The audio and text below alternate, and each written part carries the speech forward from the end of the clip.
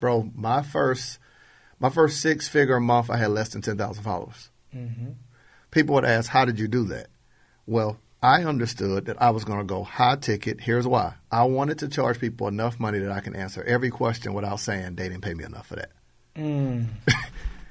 The average person undercharges and then feels overworked, so you cheat the person thinking of upselling. I don't believe in upselling. I believe in serving at the next level. It's different.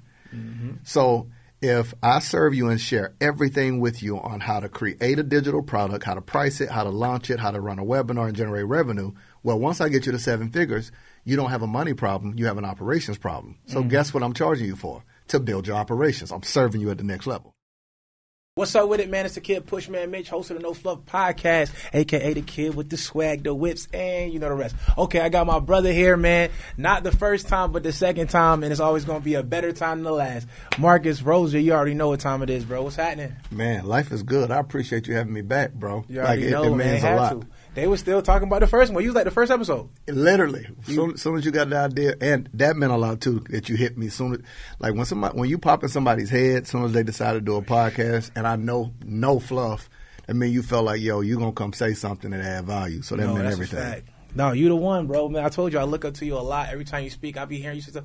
We be in the back. Like, when I'm hearing you speak, it could be on a stage, it could be at a mastermind conference, whatever. I just be listening. I'm like, where do you write this down? Like, where do you get it from, bro? Like, I'm a person who I see that, like, I get a lot of my content off of life experience, a mixture of what I hear, a mixture of, like, common, like, things that are going on now in the media. Yeah. And I get a lot of my ideology there. And I'll be like, it comes from people like you, though, that create it. Wow. You know what I mean? Like, you create the first thing, like the analogies. Like, I don't remember ever thinking of an analogy.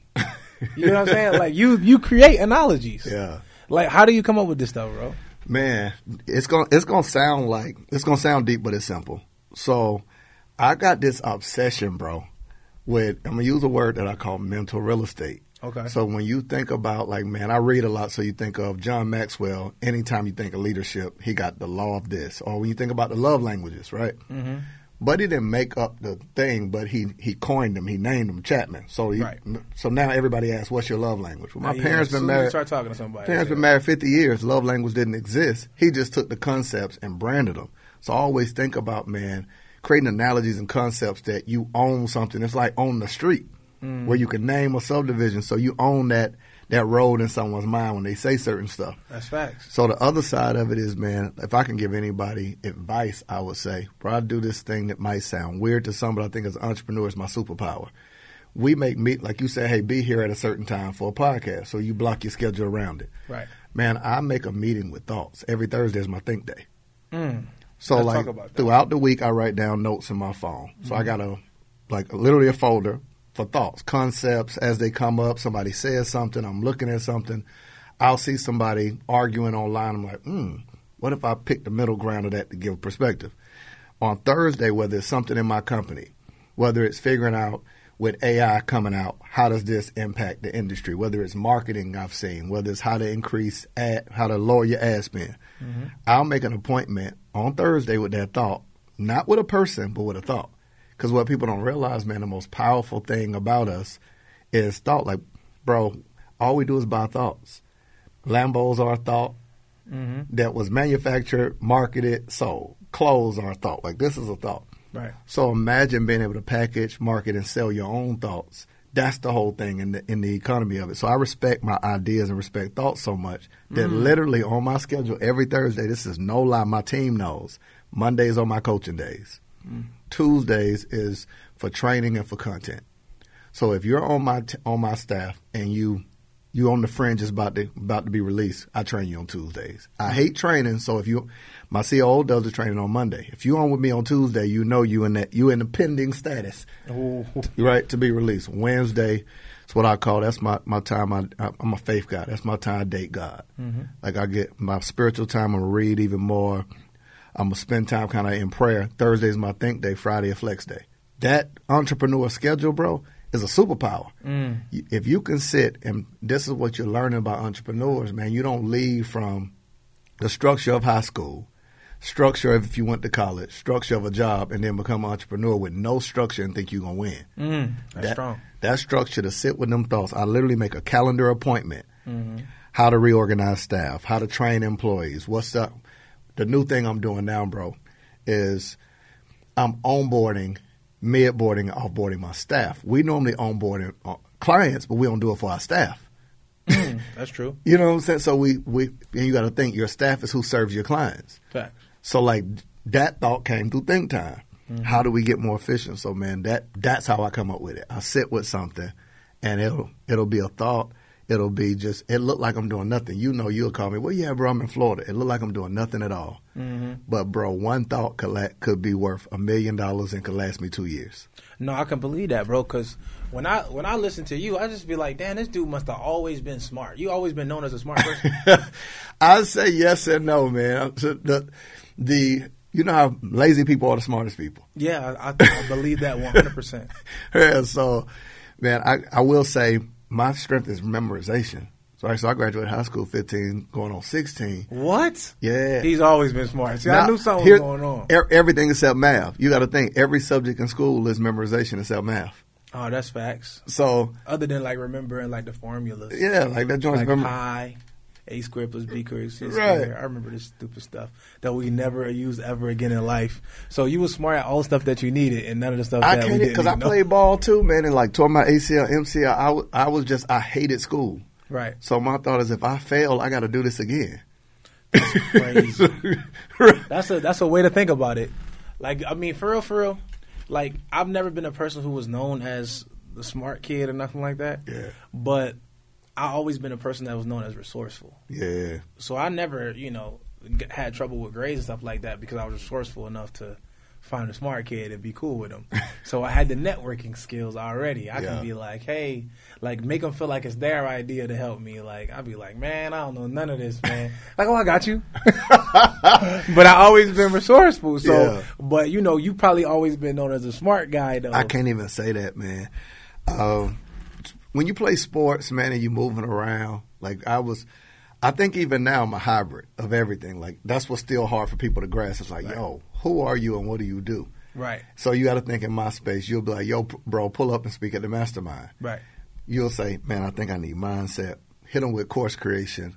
Also hit them with funnels and hit them with marketing and sales. The average person don't have all that in their toolkit. Facts. Right. So I was always a mixture of all of it, bro. I grew up in my neighborhood. I'm from Panama City, Florida. Right. All my partners from back home from the street. So I grew up the street, but my parents pastored. So on the same day that my father was like, bro, he said, you got a calling on your life, but you got to think, really my gift was communication. Mm-hmm. But if you grow up in church and you can speak, the only assumption is you ought to be a pastor. Facts. But on the same day that I'm learning how to put a message together, my partners call me in the neighborhood and learn how to weigh weed and cook crack. So you got to think about, I tell people I grew up like Denzel on American Gangster and Preacher's Wife at the same time. That's crazy. That's an ambidextrous type of, and then you learning how to code switch. You got to think the jokes that's cool when you shooting dice at the park is not the jokes that's cool with the kids at church. No, that's facts. Speaking of code switching, I got a question. I think this would be good. So I didn't really make much comments on the Grant Cardone situation. Oh yeah, right? yeah. So this would be good. This would be good content for this podcast. So me in particular, I didn't make a statement as far as like doing a post and chiming in on it like I've seen a lot of people who we know have been doing.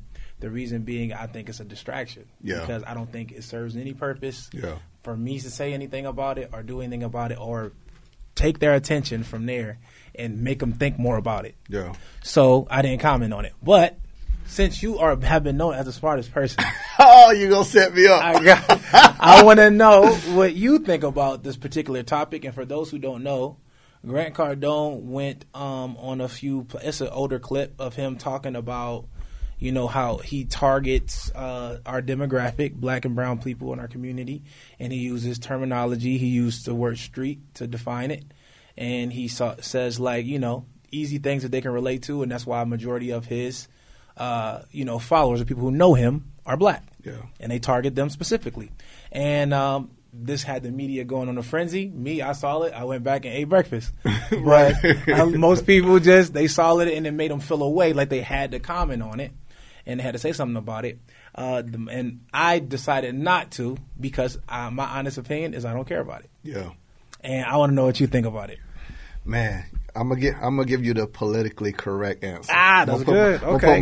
And then I'm gonna give you the street one. I'm gonna put my glasses on and give you the politically correct answer. Okay, let's hear it. There's absolutely nothing wrong with someone being open and honest about targeting a demographic. You can't be successful in a space if you're talking to everybody, you're talking to nobody. Facts. So there's nothing wrong with that. Now here's the deep answer. So here's the word dance. This is how you avoid answering questions, but then I'm gonna actually answer. He's smart, y'all. I'm teaching the audience. This is how you avoid answering, how you actually answer. To avoid answering, I would go deep and philosophical and say, man, honestly, words are nothing more than containers, right? So the same way that this container holds water, the words that he used, I talk street, that's a container of his thought. The bigger question we got to ask is, what is the underlying thought? That's the thing. You know what I'm saying? So that would, for me, that would be the only thing that would be thought-provoking about the whole situation. Yeah. For me, I don't care about it if he's targeting our community or not. Yeah. It's either you going to shop with him, you like what he's teaching, can he help you or not? That's how I feel about it. I feel like he's made a large amount of his money from attention, right? So if we think about it, all of us, we think, man, when we talk about online, we got to ask ourselves the question, what is the product? So I'm gonna use LeBron James as an example and then explain Grant Cardone. You got to ask, if the NBA can pay LeBron James hundreds of thousands of dollars per game, who are they selling it to? How do they have the money to pay him? Right. Well, the owners are in contracts with the ABC, NBC, with the media networks. Right. Well, what is the media networks buying? Attention. Right. They know LeBron will garner the attention of millions of people, so let's sell these people attention. Right. Right? So you got to think, between the owners and these media platforms, they realize the most expensive thing is our attention, and the money from that pays a fraction to the athletes. Right. So what they're really selling is the talent of the athletes to capture our attention. Facts. What we're all marketing is trying to steal attention. Well, Grant Cardone, in the middle of a pandemic, he told you he made up stories on his own company because he realized that he wasn't getting attention. So do I believe that he did this for attention? No. I believe that it was bad wording. I believe that it was an underlying thought. I also believe that he was code switching to his audience because I believe he wouldn't have used the term street if he was on your podcast. I don't think so either. Because let's use our guy, ask him the same question. Right. I will say, you know what I'm talking about. Yeah. Ask him the same question, he used different wording. Right. So the question, I believe it's more so what did he feel comfortable saying in front of a group of people? Now I'm gonna just take a straight up stance. Do I believe the wording was bad? Yep. Do I believe that it was wrong how he said it? Yes. Do I think that we as a culture should stop giving away our attention? Here's what I would say to anybody listening. Anything that goes viral, somebody's getting paid. So for this clip to go viral and for you to leverage your platform, every time you post about him, he gets more impressions. So you're doing the opposite. Right. You're him up. It's working.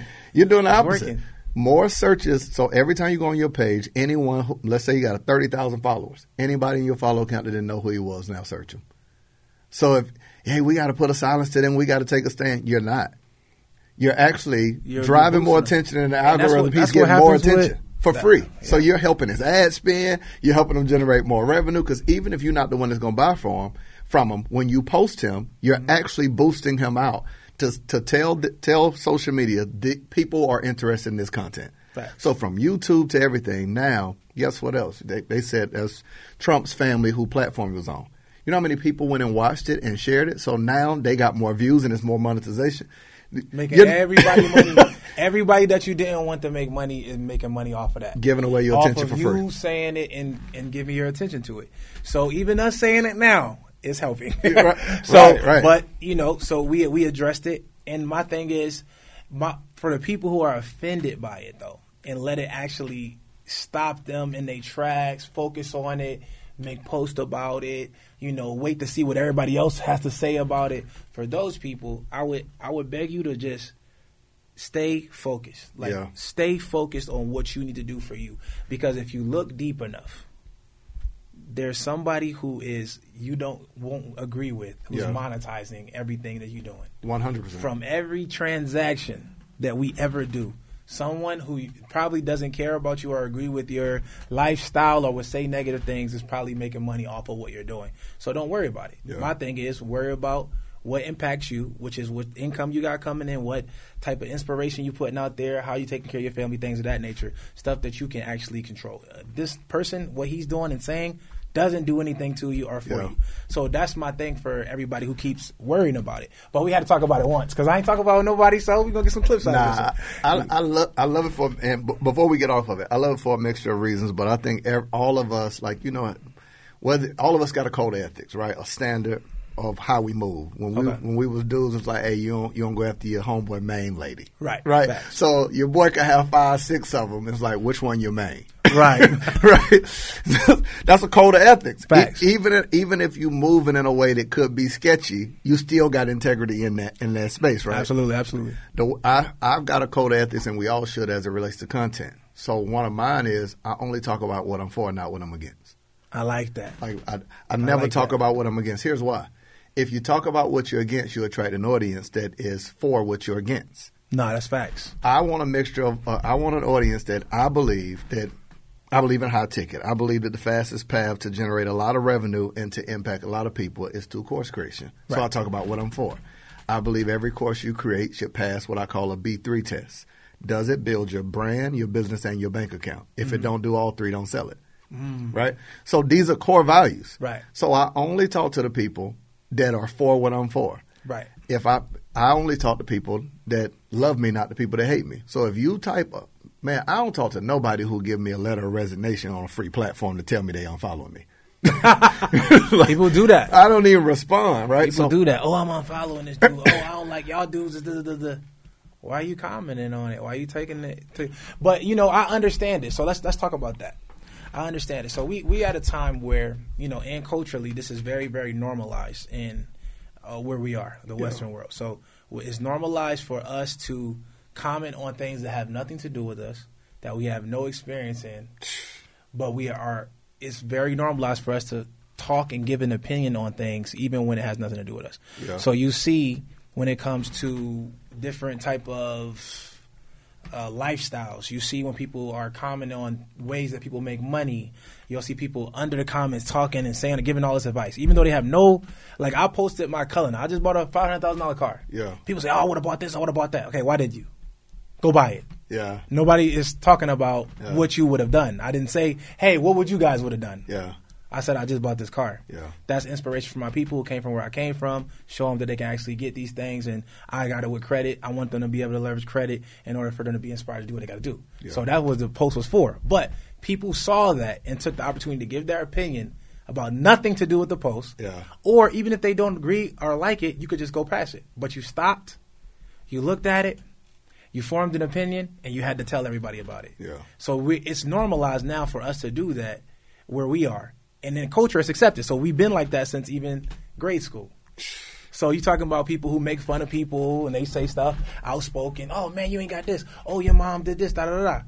And you just like, why? Like, these people are popular, too. So other people laugh with that person. Yeah. Even if they're in the wrong. Yeah. So that means it's accepted. Yeah. So the same thing goes on. That's why somebody will feel comfortable under somebody's post to do that, because it's now like, oh, that's normal. You know, you post a comment, and then when you see them in person, they just shake your hand and say, "Hey, what's up, Marcus? It's good to see you, bro." Right. And wasn't you just commenting? Snapping. So, since that's the case, why do you think? Or is there anything that you think we can do about that, or why do you think that's something that's common for us? I think it's two things. So I'll give both sides of it. Mm-hmm. First part of it is I believe that if you see somebody doing something and that you aspire to do and you don't know who you are, inspiration turns into jealousy. Okay. Right? So let's just say if I want to get in the car rental business or Airbnb, et cetera, and do some of the things you're doing. Mm-hmm. If I see you doing it and I'm not actually taking action, don't know who I am as a person, don't know what I want to do in business, don't like where I am in life, I'm not inspired, I'm jealous. But if I see you doing it and I know who I am and I know what I'm trying to build, I'm actually inspired. Okay. You know what I'm saying? It's a different feeling when I'm playing ball and I see somebody playing ball, I'm inspired that I can learn from it. But when I want to play ball I like that. And I'm watching you play ball and have success in it. It's a scarcity mindset that says your win means my loss. Where does that mindset come from? How do you get a scarcity mindset? Man, I believe it's a mixture of things, right? So this segues into what you said about people commenting in the chat.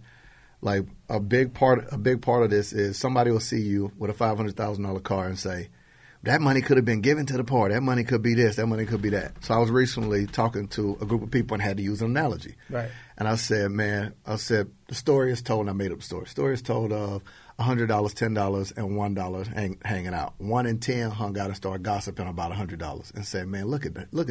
Look at what he's doing with them $99 behind him. He could give us some. Right. 100 turned back to 10 and 1 and said, to the 10, 9's behind you and 99 cents behind you. Do something with yours. The idea is we can all do something on the level we're on, but we love to look at people with more and tell them what to do with theirs. That's true. So the comments that people are having is, oh, look what you can do with 500,000. Well, what can you do with 500? Well, what can you do with 50? And you're not going to tell me that you're going to magically become generous and philanthropic when you get more, when you ain't philanthropic and generous with what you have now. Right. So I think that a big part of that, bro, is arrogance. You know how arrogant you got to be to look at someone who's had success. Like I do, I laugh at this all the time to say, okay, for myself and for you, we've crossed that ceiling beyond six figures into becoming 7-figure earners, right? We're both millionaires. Right. You know how hard that is to build from scratch, to take a raw idea, build a company, and then to do it in the right way. Right. To say, okay, you build a company as well as you've helped hundreds of people. Sure, I spoke to your masterminds of people you're helping. For myself, bro, I would make more money if I sold courses. We don't sell courses. We're the people that you come to when you want to create it. So we take people from an idea all the way to a fully built business. You know what it costs me to fulfill that? To create your course, to upload your videos, to build your membership site, to build your funnel, to write your emails. We create your webinar, create your launch strategy. I pay 6 coaches, bro. Content coach, course creation coach, funnel coach, tech coach, ad coach, just to support the client. Why? Now imagine doing all of that and someone saying that I've been able to be successful in my space, to build multiple businesses, and have the arrogance to communicate in my chat or in my comments what I should do. You're talking, bro, you're talking at a frequency, and you know I'm an example guy. Bro, when you think about planes, airplanes, depending on how many people are on board, determines what altitude they can fly at. So if you got Southwest with 300 people on it, it's a lot at a certain altitude. Well, if you're the president flying Air Force One, you got a higher altitude and you get there faster. You got people that not even allotted the altitude we think at coming. This is fact. You're not even flying at the same level we flying at, because at this level of money, we lose money by not spending it. Facts. The average person only knows save money because they only make enough to do it. And that's not an insult, I'm not saying nothing bad. But, bro, when you're at an altitude where in December, we're trying to find media to buy, money to spend, that's a different type of problem. Reality. Where we're not in what I teach my clients, we're not in the making money phase. We're not in the stacking money phase. We're in the intentional spending phase. Right. That we're trying to find things to spend money on so we can keep more of it because we lose if we don't spend it. Easy. And I ain't talking about spending like blowing a bag. I'm talking about like investing into something. So, bro, I feel like, to answer your question in short, we're not talking the same language. The people in comments are talking a whole different language than we're talking. Facts. Because do you ever comment on posts? Like, have you ever saw a post and then said, I'm going to comment and leave my thought on this? I get moments where I'm triggered when it's something I'm really, really for, right? So my core value, whether it's faith or, now the whole crave with the whole everybody talking about relationships real heavy. Yeah, and it'd be women and men that just be so out of pocket. And I disagree so bad, right? Yeah, they be disrespecting too. They be disrespecting. Right. I had to go on live talking about it the other day, talking about how, look, I'm not going to be one of these dudes out here telling y'all I don't need a woman. I said, I need me a chick. I saw your live, bro, and I tapped in and loved it where you was explaining to women like why do they market themselves in a certain way. You wasn't bad on either one. You was talking about both, but even in that, right? People have so convinced themselves of a belief system, and I think, bro, I'll tie it into what we do with marketing. I always teach when you're marketing a product or service, and we're gonna talk about relationship too if you're marketing yourself. bro, the first sale that you make is not somebody pulling out their credit card and buying. Right. The first conversion is a belief conversion to get somebody to believe what you believe. You know what I'm saying? Like, if you don't shift their belief to believe, like, this is possible, this is something I can do, you're not going to get them to actually buy from you. Right. Well, the same happens in marketing, bro. If we market money, we can't say that women are gold, and I'm not saying they are. If you market your money and a woman and your marketing works, you can't say that person's wrong. Right. You drew this here. Yeah. And it's and what's happening is it's being normalized. Yeah. So I think it's hurting us. It's not helping us, but it's something that's new because social media in this digital era, all of this stuff is new. So we're going through it currently. Yeah. And we don't see that it's hurting us, but it's being normalized for us to now everybody has a podcast. Yeah. We're talking about every topic. Some stuff that shouldn't even be shared. I had to stop sharing things too. So I was part of this, so I'm okay with saying it. Yeah. But like I was talking about things with my sex life, like publicly, and regardless of the fact if it's true or not true, if I wanted to get the real answers from women, whatever, it's a certain thing to say this. Is it classy or is it not classy? Because what I'm asking for from a woman is for her to have the perception of a wife before she's a wife. Like I'm asking her to be on social media representing herself well before she's in a relationship. Yeah. So they're saying, oh, well, when I'm single, I can do that. Well, what was you marketing to? Yeah. You get what I'm saying? You was trying to get smashed or was you trying to get a husband? Because if you was trying to get a husband, you probably would have carried yourself a different way. Yeah. Because we can all agree if she dressed a certain type of way, the DMs would look a lot different than if you spicy. You like you about to be OnlyFans ready. Yeah. I'm going to come at you different. Yeah. But if you look like I got to come at you correct, I'm going to come at you correct. Yeah. So the same thing goes for me. Let's say it's all about making your partner look good. So if my girl were to show somebody my page or if one of her friends follow my page and the first video they click on is me talking about how crazy my sex life was when I was single, they immediately going to look at my girl and they not going to have the best impression of me, right? Looks out. They going to be like, damn, you cool with him saying all of that? I don't want that for her. So now I know not to talk about that, regardless of the fact if I'm single, being candid, whatever. Yeah. Just being classy. I can talk about other things to get those answers out without me making her feel a way about how I move, right? So that's a maturity move I had to understand that I was doing with my perception. So the same thing goes for the women. So if you move in that way or if they judge me based off of that, I can't be mad. Yeah. So I changed it. You know what I'm saying? So the thing is, women got to be able to change it. But since it's so normalized, women are okay walking around half naked, no problem. Everybody else is doing it. Why can't I do it? Yeah. Well, it's not that you can't, but the reason why you're probably going to stay single longer is because you look like you're advertising for certain things, and they don't understand it. Bro, even somebody hearing you say that going to argue in the comments. It goes back to what we were just saying. Like, here's the arrogance, bro. Someone will argue in the comments that you're wrong, but in the same breath believe that people are entitled to their opinion. We're a walking contradiction. Oh, yeah, for sure. So they're going to come on your page, comment on your stuff, and then if you push back, they're going to tell you, well, to each his own. Well, it can't be to each his own because you just argued about what I believe. Exactly. But to that point, man, I don't think people realize, like, how guys view things. Right. Or how people view things on that line, right? Like, I think they just don't think we don't realize how people view things. I think it is. That's why I even had to check myself. Yeah. Like, and honestly, I can humbly say that it was things that I was doing that I wouldn't agree with if my girl was doing it. Yeah. So, and then I think men sometimes like to be like, well, I'm the man, so I can have this rule, but it's some things that's past that. It's just like this. If I'm like, I'll give you an example of what I used to do. So, me in particular, I would like women's pictures, and my girl, she wouldn't like that, right? I don't have a girlfriend. I'm just giving an example. I don't have a girlfriend, but when I had a girl, she wouldn't like that. I like some girls' pictures. Let's say if the girl's half naked or something like that, and it's just an app. It's just so to me, like what I've heard and what we all gonna say is it's just the app. It's just Instagram. Yeah. I'm not trying to talk to her. I'm not leaving comments. I'm not going to her DMs. I'm just liking the picture. Okay, well, she has a valid insecurity that she doesn't want me to like half-naked pictures.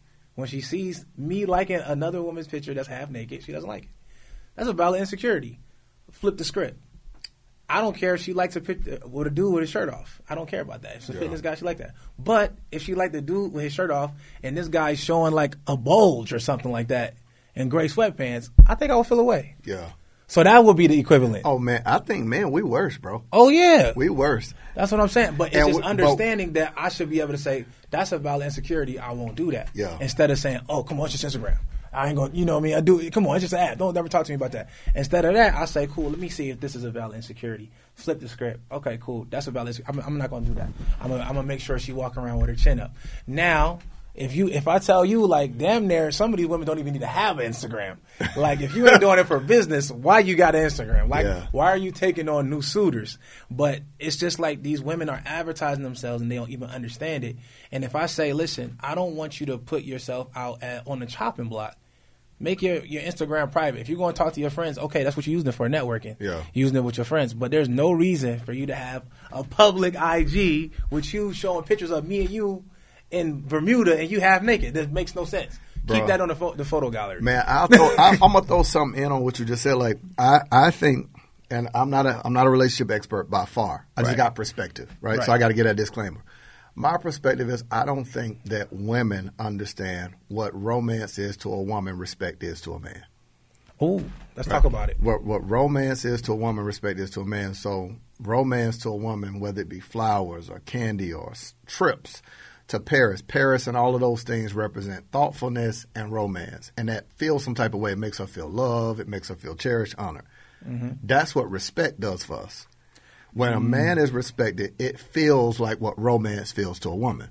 I agree. So it's not just like what women are hearing when you have this conversation. It's just Instagram, it's just photos. They're not hearing the underlying thing. Right. How would you feel if I was being romantic to every woman on the internet?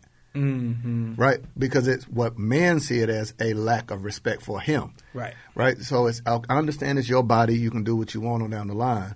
But a woman has to understand what romance is to a woman, what romance is to a woman, respect is to a man. The second part of that is, I think that as a man, if you make a lot of money, the thing that you're not as attached to is the money. The thing you're attached to is the time and the skill that made it. So, giving a woman your money is the cheapest part of you.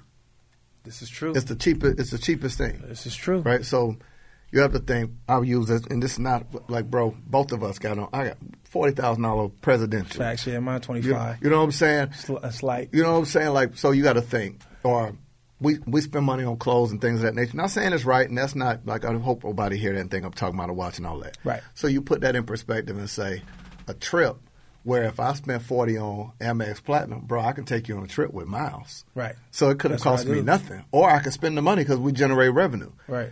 The cheapest part of what we are is our money.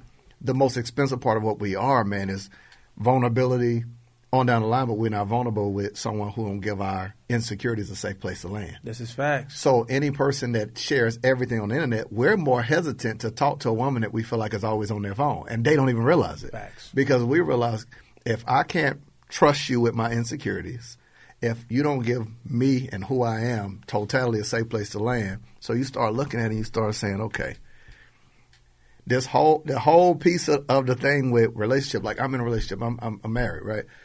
What I fell in love with my lady was she gave the sum total of what I am a safe place to land. Meaning I knew flaws, insecurities, you name it. I knew that she wasn't going to use who I am as a weakness when we get in an argument. That's important. Right? She's not going to use my words as a weapon against me. Right. So it's all of those things when we start talking about this whole man versus woman piece. I'm celebrating because you my man, $100,000. Facts. Seeing your maturity and openly saying, hey, I did this wrong, did this right. You get a chance to document it. Hey, here's how and we have conversations offline for sure. about relationship maturity, growth. Like, bro, if I could say anything to anyone, like, you want to, from a man or for a woman. A woman has tons of DMs with men saying you're beautiful. Facts. So we got to start saying, what is the one thing I can give as a man? What's the one thing I can give as a woman this person don't have? Well, the one thing a man can give a woman she don't have is to give. I told my lady, the greatest thing I can give you is the ability to live without me, but the promise to know you never have to. So if I empower you. Bars. Right? My lady doesn't work. So how do I give her the ability to live without me? I got to give her space and revenue that she has the choice to live without me. She ain't with me for money because I can give her own. I want to give her everything she need to live without me, but knowing she ain't got to. Mm-hmm. What can I give her? She a beautiful woman. So everywhere she goes, she going to have compliments. She had that before she met me. Right. I'm going to give her my word and keep it. You get us? Big bars. So it's thinking of what can I give her that she's never received from another man? Right. My last name and my word and kept it. Everything I told her I'm going to do, I did. Facts. That's bars. And a lot of people need to understand that though. And the cool thing about that, Marcus, like you said something about, being able to be mature and growth and be able to make mistakes, and we in the public eye. Yeah. So they going just let's use a podcast for example. I can say something, 100 episodes ago, and then this episode I might say the same story but change one detail in there. Yeah. They'll go back and find that and say you was lying. You get what I'm saying? Yeah, well, you grew. We just look, and then we're human beings. We're human beings. We mature. We change our mindset. We grow. We change we can kind of understand mistakes that we go through. And the problem with social media now, because they won't hear my explanation. Yeah. What they'll see is if Isaiah, let's say Isaiah, chooses to say, makes a post about, oh yeah, you see, he said this on that one. Now they're not going to hear everybody not going to hear my response. They're just going to see that I lied. Yeah. They're going to run with that part.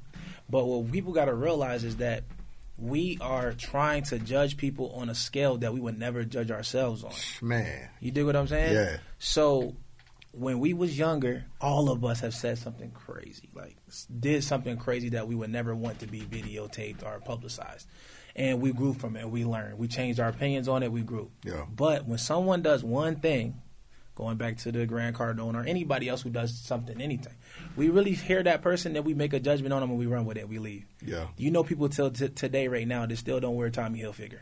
True. Because Tommy Hilfiger was racist, right? Yeah. Never publicly had any type of videos, audio, statement from other people saying that it was just a rumor, right?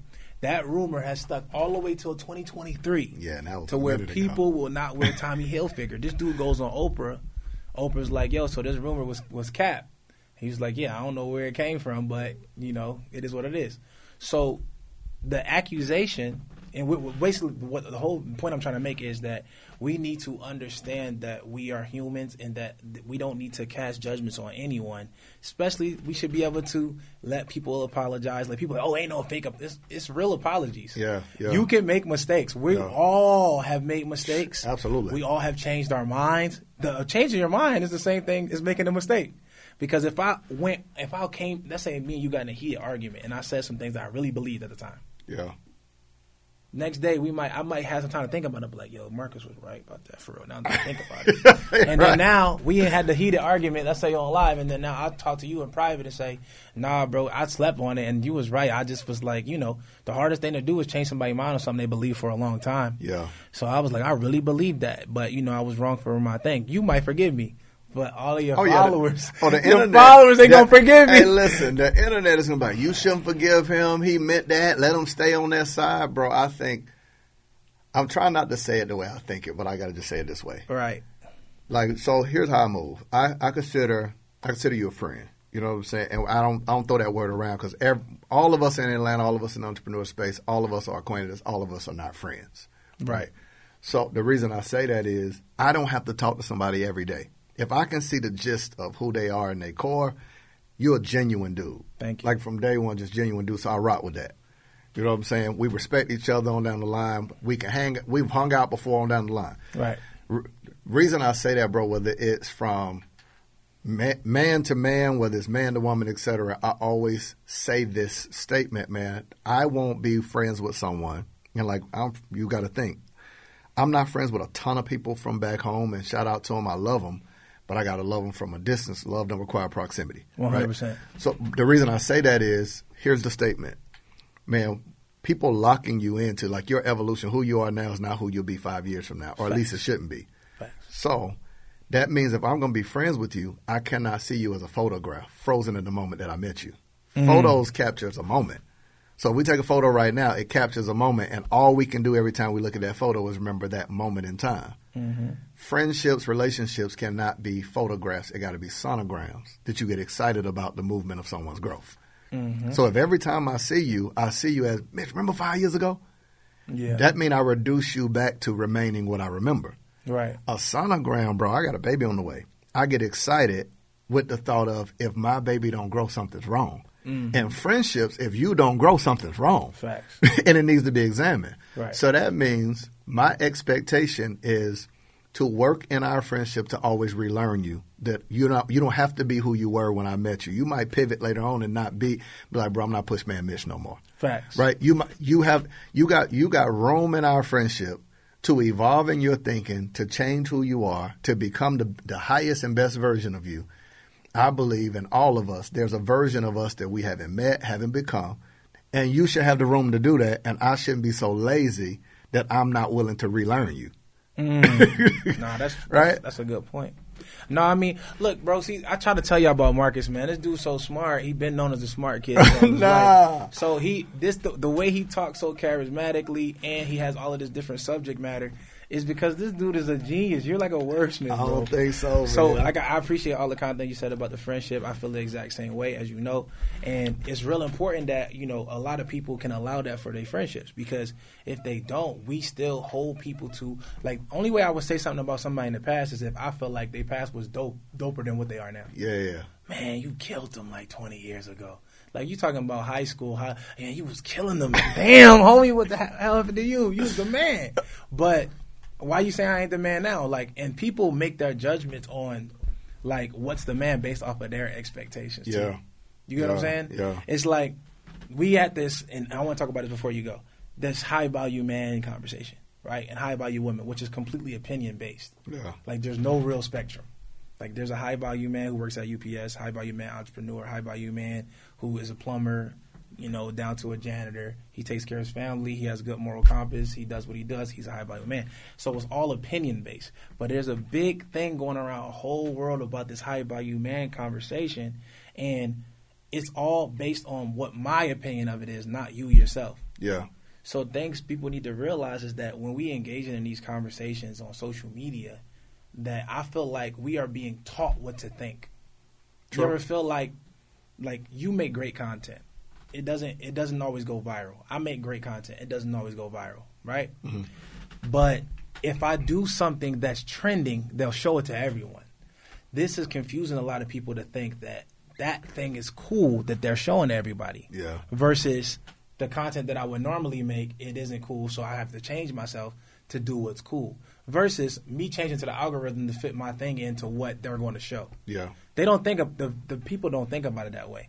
So we need to start understanding and actually formulate our own thoughts. Yeah. And really kind of figure out what we like or don't like. So we kind of need to disconnect a little bit. And I think a lot of people that's watching this, they might realize that they need to disconnect a lot too from what they think is cool or not cool, what's viral and not viral, because we are doing stuff that isn't morally good to us that we even think was cool, but because we see it on social media, we like, oh, that's dope. Oh, or somebody's not dope. Yeah. Like I might say somebody, like we know millionaires who don't got no followers. You teach people how to make money, specifically selling digital products without a big following. Yeah. And that's incredible in itself. But it's like people will see that or see some of your students who making millions of dollars and thousands of dollars or whatever, and they would say, oh, they not successful. Yeah. Oh, we got to get into that.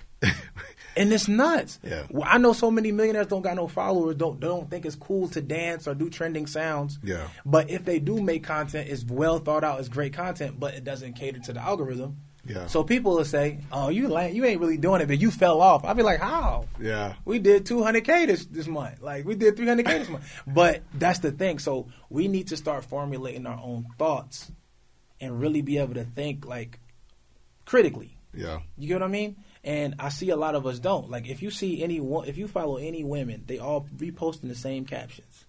These same little phrases, right, that you see all over the gram, on everybody's story. Yeah.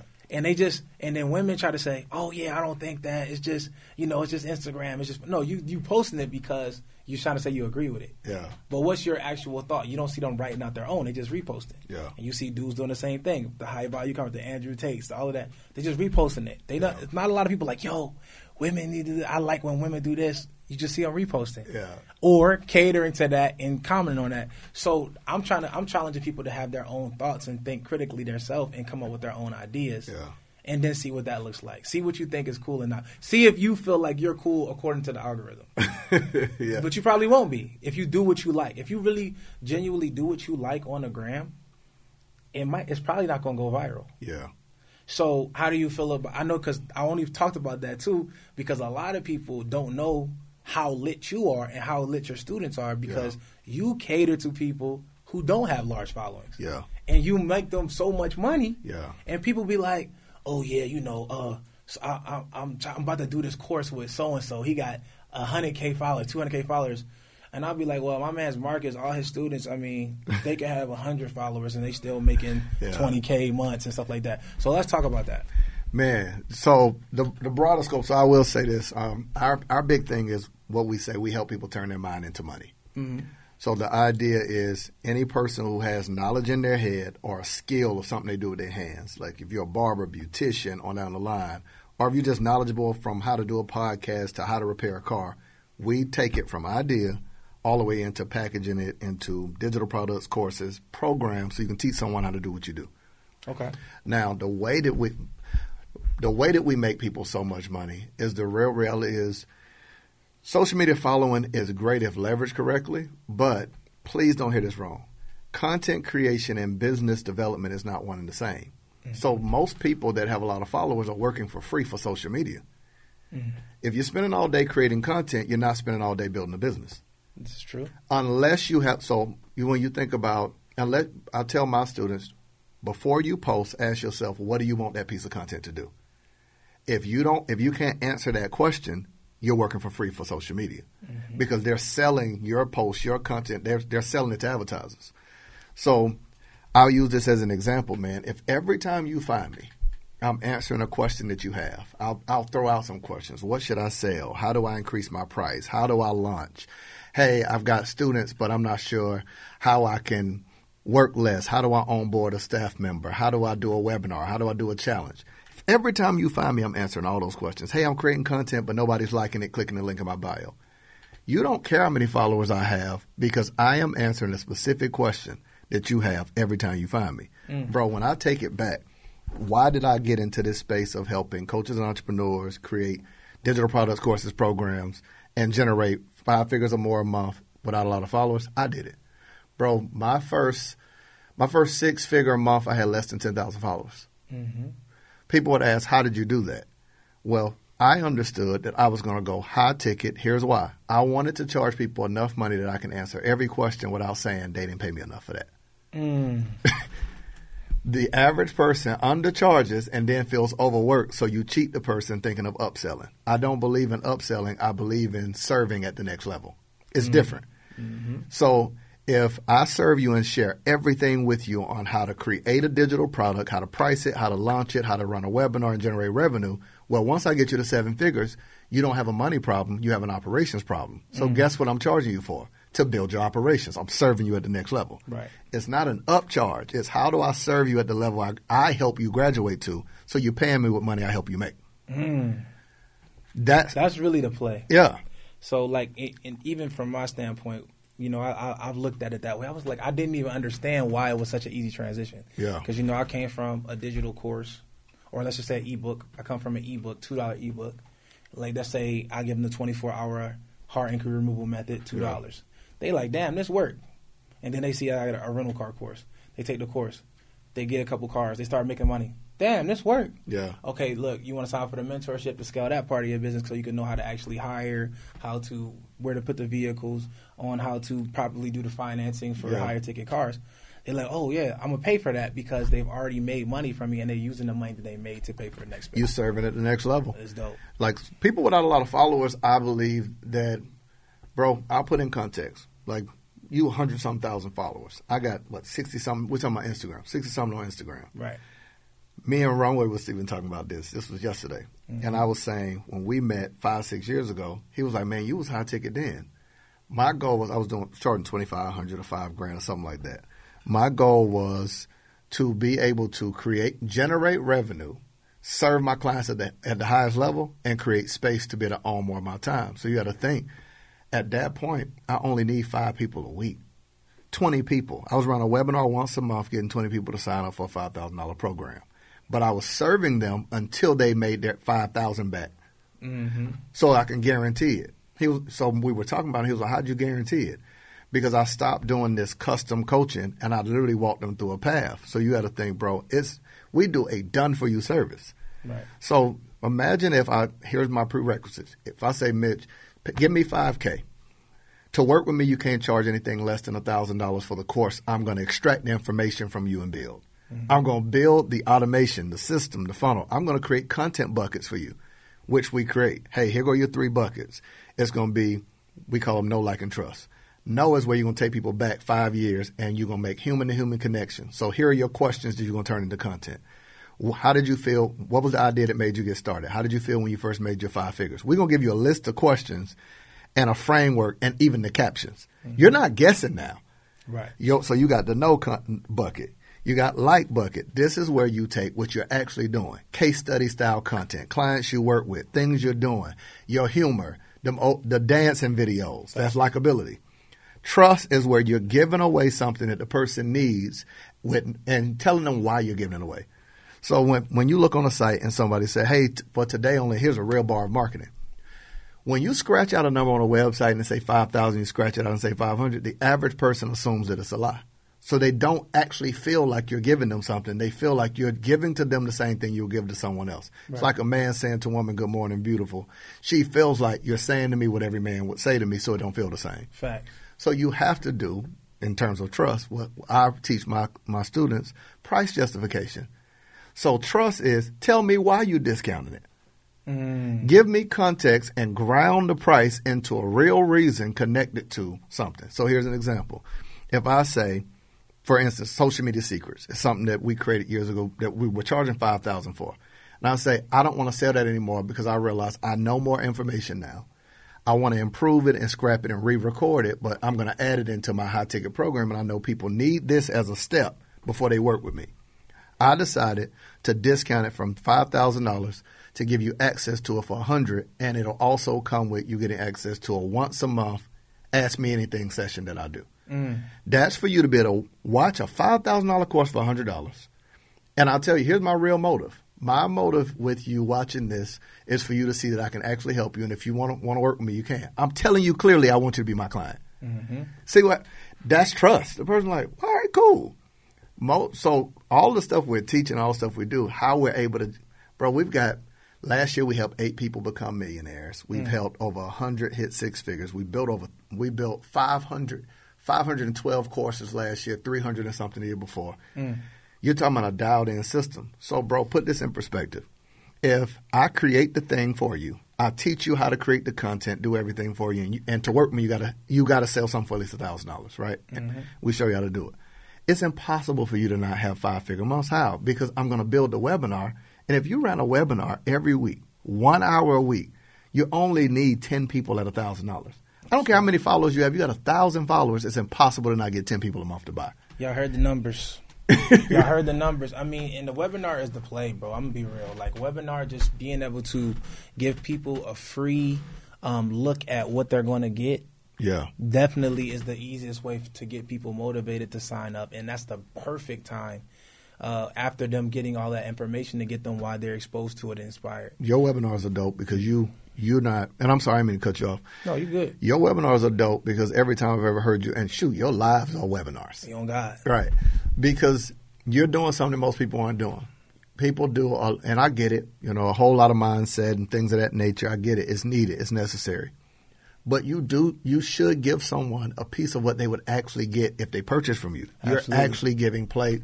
You're giving no fluff. You and I agree, like, bro, when you invite me to your stuff, I give away on the internet what I would charge for. Absolutely. I give away, if I come to speak to your crowd, what I ask, hey, bro, what you want, then walk away with. Right, for sure. Hold no information back. Do you want this, and this? That's the goal. If you're stingy with information, you don't know enough, and you're not qualified to teach. Absolutely. And I think it's the separator. Like, a lot of people try to do digital products and they're trying to promote it and sell it, and they think they have to promote it in a way where they can't give anything away. And I think if we give it all away damn near is where they'll trust you to be the expert that you claim to be and then purchase your product. So true. So that's the thing. And that's why I give you a lot of kudos, bro, because I see a lot of your testimonials. And the cool thing about what you do is, like, you do give them the option to do it themselves. Do it with you, or just you do it completely. Yeah. And I love that because I'm a top tier person. So I'm not going to want to come through and just be like, all right, I'll do it myself. Like, I'm going to be like, look, you going to do it for me? Yeah. Do it for me. Let me see how that works. Or I'm done with you too. I might do it with you just depending on the time situation. But where I'm at now, where I'm running multiple businesses now. Yeah, you ain't got time. I don't got time. So I'm paying for convenience. So I'm going to say, you know what? I trust Marcus. I understand the game.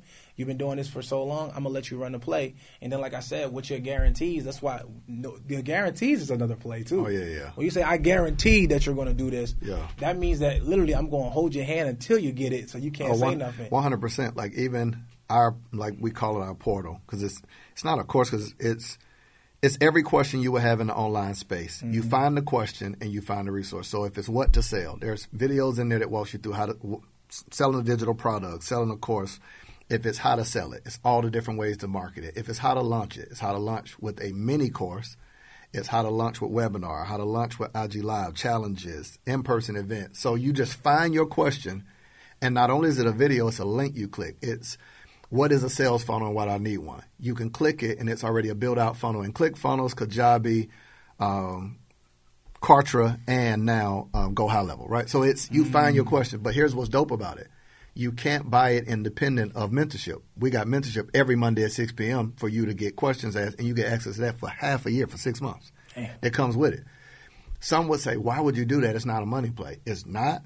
But remember what I said earlier. All of my students, I believe that if you're the leader, you're echoing, and they got to believe what you believe or you shouldn't work with them.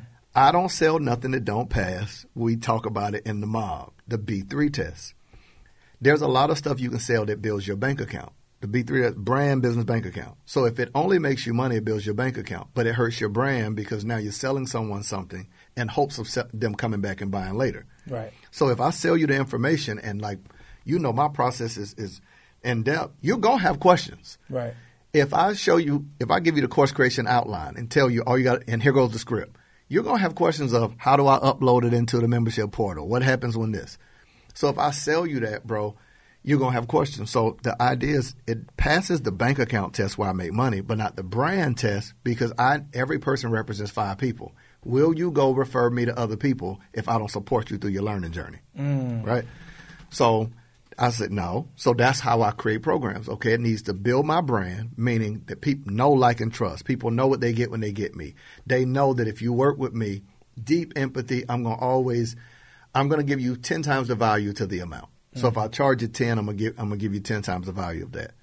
Building business, meaning there ought to be something that I do with my clients that allows me the opportunity to generate revenue so I can actually add more to it. The greatest thing we can do for our clients, which is what I teach, is make more money. Because if you don't make enough money, you can't even hire the staff to support people who say, hey, I didn't get the login. Hey, I didn't get this.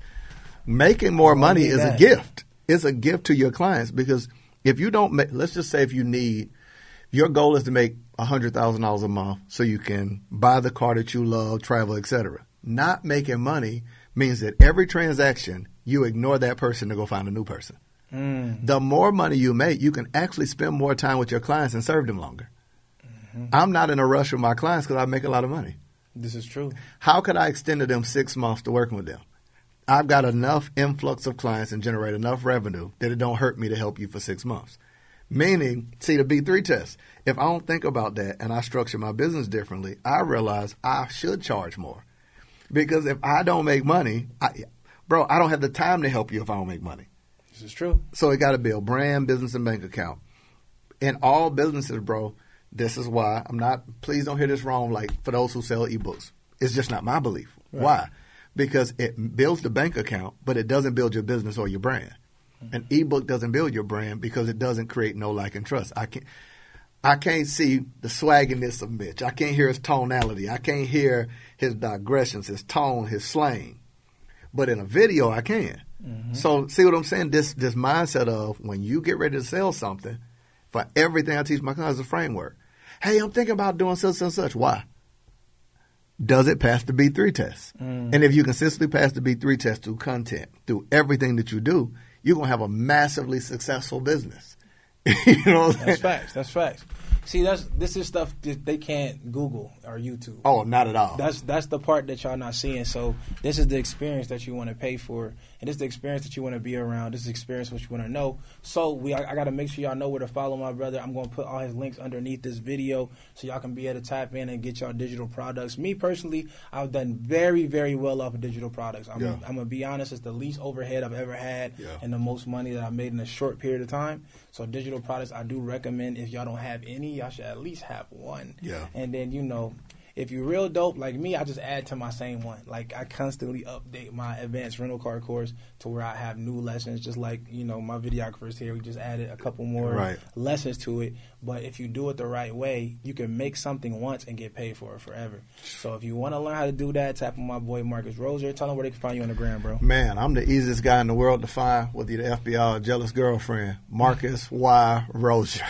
Marcus Y. So type in Marcus, the letter Y. I pop right up. Last name Rosier. Don't forget the Y. You don't leave the Z off of Jay-Z. Right. No, but I say that, but you won't be able to find me. So people think I'm a stickler for it, but we branded it that way because we knew it's a lot of Marcuses. But when you type in literally Marcus Y, pop up. No underscores, no numbers. That's not them Forex people. So Marcus Y Rozier on all social media platforms, YouTube, Instagram. Man, we got content. Our YouTube is crazy.